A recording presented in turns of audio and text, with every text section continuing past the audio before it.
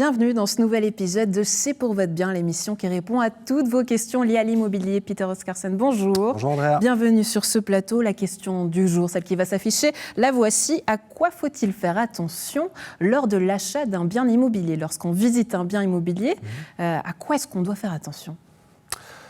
On fait une visite approfondie du bien, donc de l'intérieur, de l'extérieur. On peut identifier par exemple les nuisances, s'il y en a. Enfin, on regarde s'il y a du trafic, s'il y a au niveau du quartier, etc. Donc on identifie d'abord son environnement, voir s'il y a quelque chose qui peut déplaire ou pas.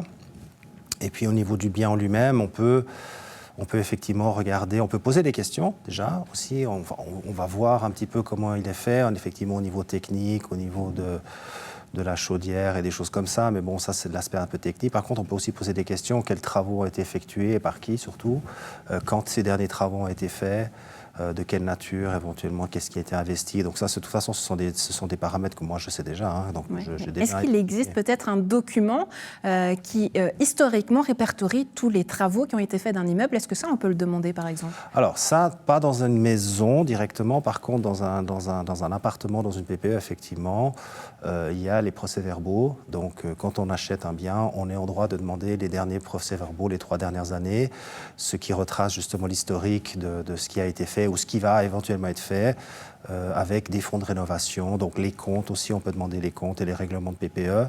Ça vous donnera une bonne image de la carte d'identité de l'immeuble, où il en est. Ouais, j'imagine aussi qu'on peut se poser certaines questions sur les futurs aménagements du quartier. Vous en parliez justement avant. Où est-ce qu'on se renseigne? On peut voir, alors on trouve beaucoup de choses sur Internet, on peut appeler la commune d'ailleurs, par exemple. Le courtier, il saura certainement aussi vous répondre. Par rapport au bien, on est aussi, nous, dans notre travail aussi d'identifier un petit peu le bien, de savoir en parler, de qu'est-ce qui va se passer autour.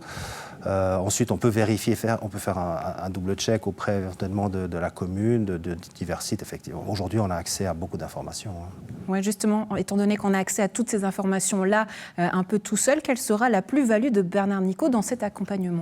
Alors, comme j'ai dit, nous, on essaie vraiment d'identifier, quand on vend un bien, on propose un bien à la vente, on le connaît, on connaît l'immeuble, on connaît le bien, on connaît les travaux, ce qu'il y a autour. En général, on a 90% des réponses. Ça veut dire que vous passez un petit coup de balai avant notre venue, Peter? Tout le temps. Ça doit être parfait. Voilà, le coup de balai offert par Peter. Merci beaucoup d'avoir été avec nous. Merci, Excellente Andrea. journée à vous. À bientôt. À la maison, on prend rendez-vous pour un prochain épisode de C'est pour votre bien.